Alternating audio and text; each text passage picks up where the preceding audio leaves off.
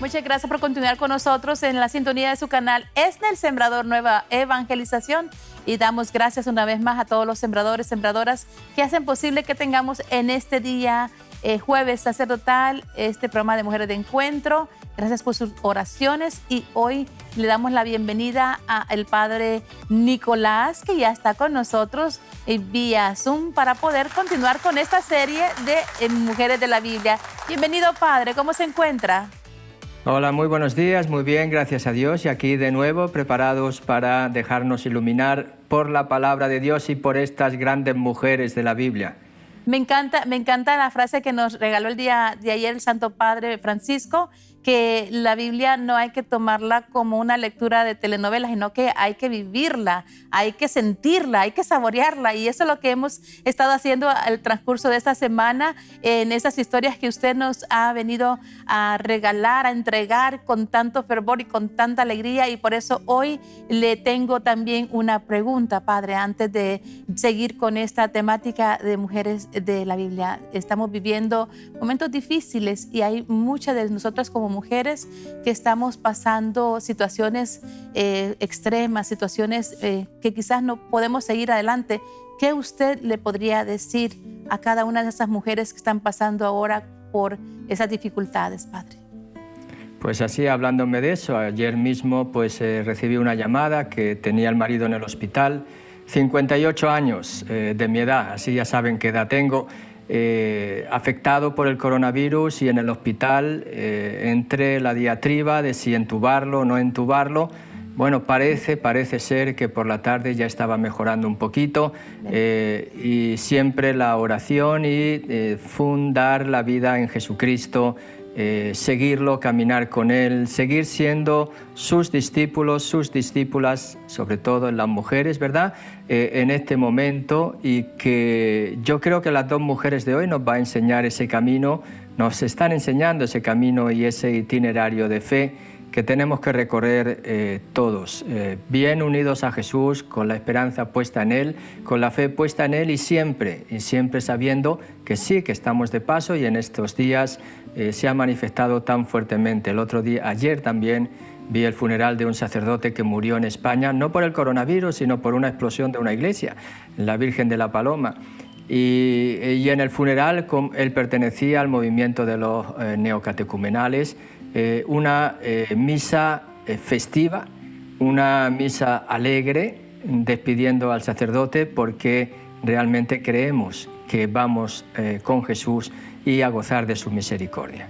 Bueno, nos unimos en oración a este dolor de esa pérdida de este sacerdote y pedimos también al Señor que le dé el eterno. Recién ordenado, apenas meses de ordenado. Bueno, pedimos al Señor que tenga misericordia de su alma y que le deje descansar en paz en su presencia.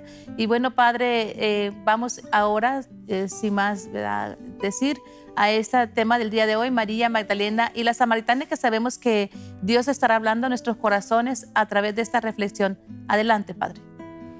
Pues primero voy a empezar por María Magdalena, porque para hilanar su vida, pues hay que recurrir a varios textos del Nuevo Testamento, mientras que la samaritana y el encuentro con la samaritana está en el Evangelio de San Juan, en un solo encuentro con Jesús, donde se va a relatar el itinerario del discipulado. Es decir, dos mujeres que son modelo de discipulado para las mujeres y también para los hombres. He intentado presentar a tres mujeres para que podamos descubrir desde el Antiguo Testamento cómo esas tres mujeres ya están preanunciando, ya están como adelantando lo que Jesús va a hacer en nuestras vidas. En primer lugar, Eva, que también está simbolizando, y María será presentada como la nueva Eva, que va a dar a luz al nuevo Adán en la nueva creación del ser humano, para crear un nuevo hombre, una nueva mujer. Y ahí tenemos Eva, que busca su identidad en la comunión. Por otro lado tenemos a Agar, la esclava, también prefigurando la obra que Jesús va a hacer en nuestra vida, pues liberándonos de nuestras esclavitudes. Y finalmente Ruth, esa mujer que se integra en el pueblo de Israel, siguiendo el Dios y perteneciendo al pueblo de Noemí, su suegra. Y ahí tenemos el itinerario que Jesús hace también con cada uno de nosotros en la obra de discipulado. Quiere que busquemos nuestra identidad en Él, como Eva en la comunión, quiere liberarnos de nuestras esclavitudes y quiere integrarnos en el nuevo pueblo de Dios que es la Iglesia. Y aquí aparece María Magdalena, que para saber su historia, pues tenemos que recurrir a varios textos del Nuevo Testamento, que es lo que voy a intentar hacer en esta primera instancia, siempre pensando que cuando escuchamos la palabra de Dios, como decía, tiene que ser ese alimento y tenemos que saborearla para que transforme nuestros corazones. Después, la samaritana y su itinerario en el capítulo 4 del Evangelio de San Juan. Y vamos a decir de María Magdalena, como nos cuenta el Evangelio de San Lucas, capítulo 8, versículo 2, donde nos informa que había varias mujeres que seguían a Jesús y que la asistían con sus bienes. Y entre estas mujeres estaba María Magdalena, es decir, una mujer que se llamaba María, que era originaria de Magdala o Migdal Nunayak sería como lo llaman en hebreo, ¿verdad? Y en griego se llamaba esta región, este lugar, Tariquea, que era una pequeña población junto al lago de Galilea. Siempre es bueno acudir a los mapas, ¿verdad?, para saber situarse un poquito en el Evangelio y en la geografía del lugar. A 5 kilómetros, cuando lo vemos al norte de Tiberias, espero el año que viene ir a Tierra Santa y conocer muchos de estos lugares, si Dios quiere. No parece que María Magdalena, esta tal María de Magdala, pues estaba ligada a nadie. Saben ustedes que el reconocimiento de una mujer en aquel entonces se daba por su pertenencia, sea al marido, sea al padre, a un hermano, a un cuñado, siempre en referencia al varón. Pero sin embargo, a Jesús había mujeres que lo seguían y algunas de ellas no parecían ligadas a ningún varón. Por lo tanto, ahí Jesús ya está rompiendo moldes sociales, que es muy importante pensar en esto a la hora de ver cómo Jesús reconocía la dignidad de la mujer, saltándose y rompiendo los esquemas sociales. Por tanto, era una mujer que podíamos llamar en el día de hoy independiente, que se valía por sí misma. Pero era una mujer que necesitaba ser liberada. En el encuentro con Jesús nos cuenta también, y vamos a referirnos a Lucas otra vez, en el capítulo 8, 2, en su paralelo también de Marcos 16, 9, de la que Jesús había expulsado 7 demonios. No es fácil explicar cuáles eran estos 7 demonios. Algunos por eso la han identificado con otra mujer del Evangelio, que es la mujer adúltera, o la mujer pecadora que le lava los pies, o la María de la unción de Betania. No está claro que sean las mismas Marías. La expresión puede entenderse como una posesión diabólica, puede entenderse también como una enfermedad del cuerpo o del espíritu. Algunos han identificado estos 7 demonios con los 7 pecados capitales, aludiendo que María, pues en el fondo era una pecadora que ha sido liberada, que ha sido también perdonada por Jesús.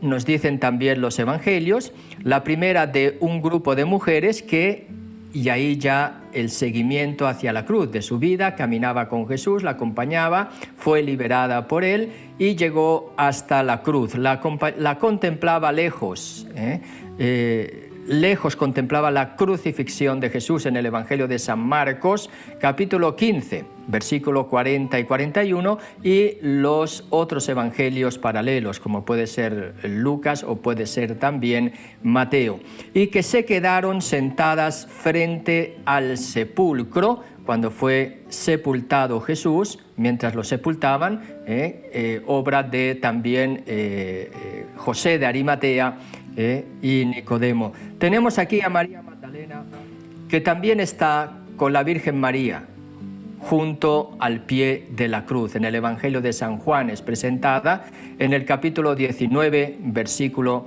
25.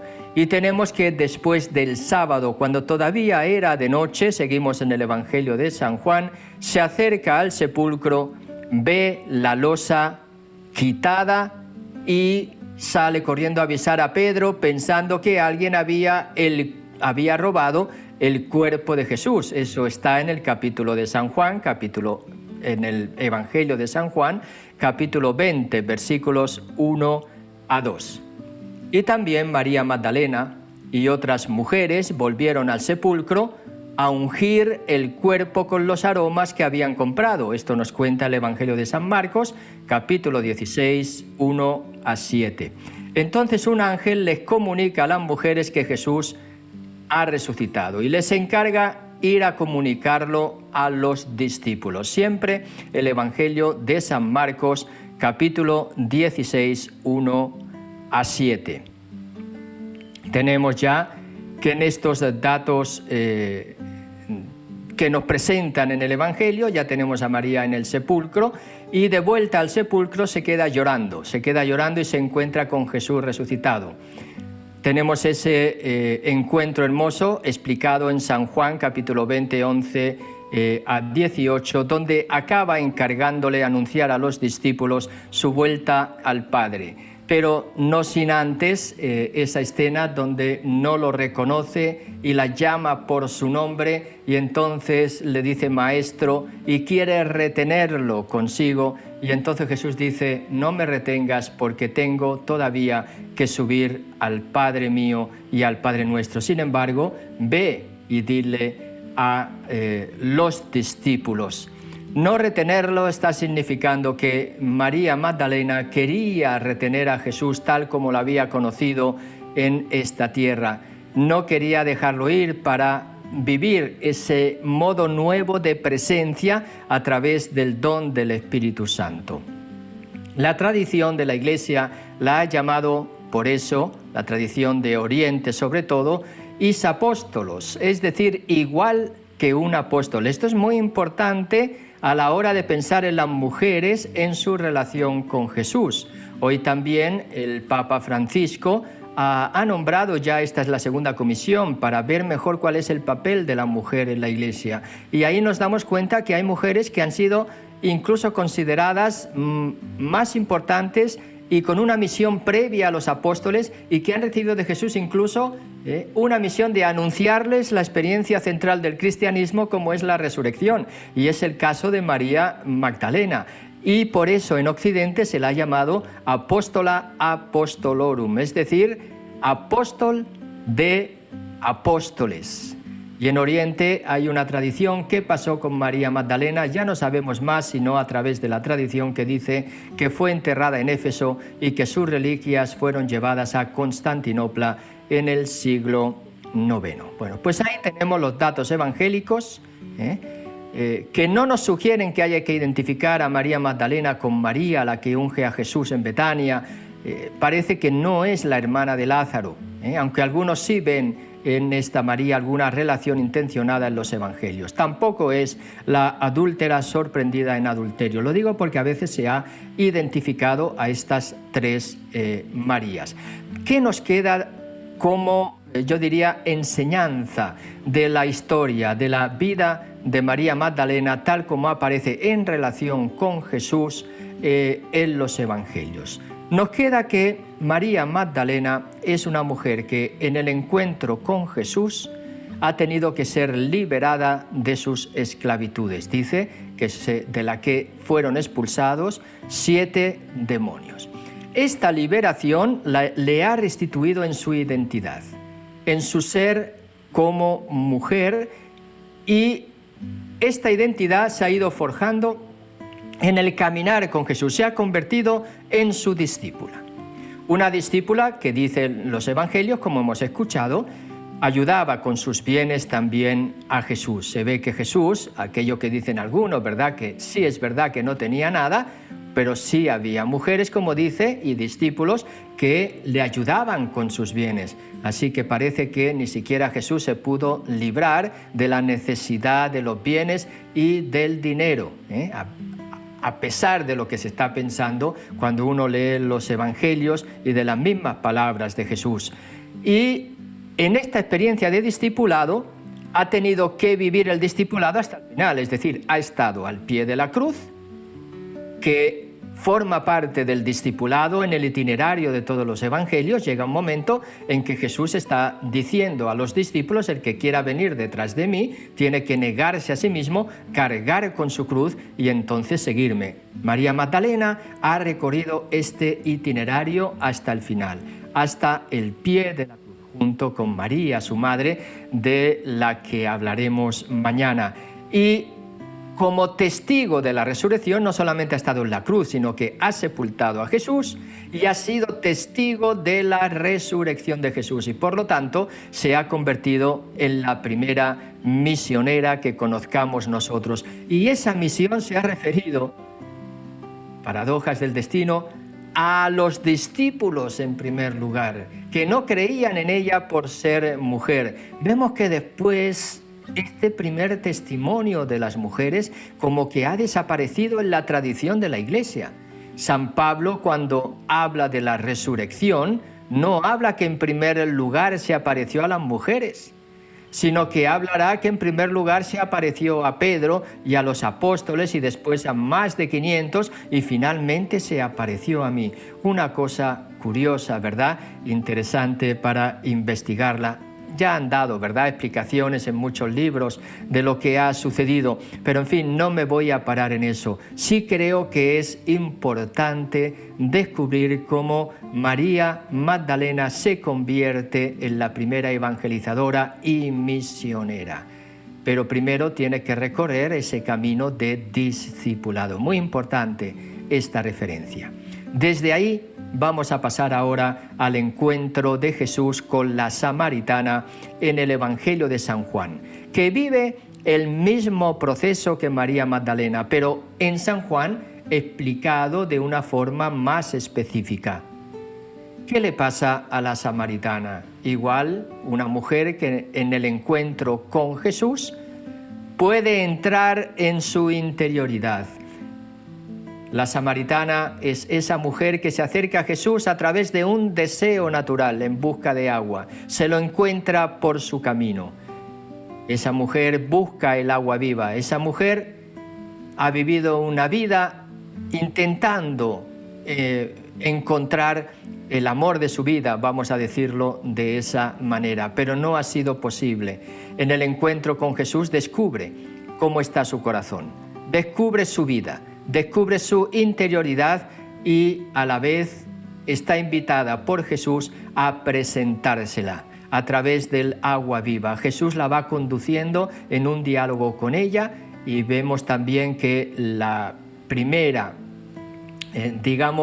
lo que atrae a la samaritana seguramente es cómo tú, siendo un judío, te paras a hablar con la samaritana, porque los judíos, dice el Evangelio de San Juan, no se llevan bien con los samaritanos. Y empieza ese diálogo del agua. Entonces Jesús empieza a presentarse como el agua viva. El agua viva que va a saciar la sed. Beber de esa agua va a significar ya no tener sed jamás. Se está refiriendo al agua del Espíritu y ahí le va desvelando su vida y el valor moral de la misma, cómo ha tenido 5 maridos y el que tiene ahora no es el suyo. Y esa liberación hace que la samaritana vaya dando pasos en la fe. Desde el Señor va a pasar a ser el Maestro, uno de los profetas y finalmente esa confesión final de ser el Mesías. Y lo mismo, una vez que Jesús entra en su vida, la libera, descubre que Jesús es el agua viva, va al pueblo a anunciarles: me he encontrado yo con el Mesías. Y entonces ya no hablo por lo que me han dicho de él, sino que hablo por mí misma. Otra mujer que viviendo el proceso de discipulado puede ir también y convertirse en misionera. Y esa es la tarea, esa es la vocación de todo cristiano. 2 mujeres, María Magdalena, otra mujer, la samaritana, que en el encuentro con Jesús han sido liberadas de sus esclavitudes, que han sabido estar con Jesús, escuchar sus enseñanzas, porque el discipulado, tal como lo describe San Marcos, consiste en primer lugar en el estar con Él. Después enviará a sus discípulos a predicar y les dará poder también como el suyo para expulsar a los demonios. Estas dos grandes mujeres nos enseñan este itinerario de discipulado a cada uno de nosotros y están representando el camino que cada cristiano tiene que recorrer con Jesús. A veces nosotros los cristianos queremos ya empezar la misión antes de vivir la experiencia del discipulado.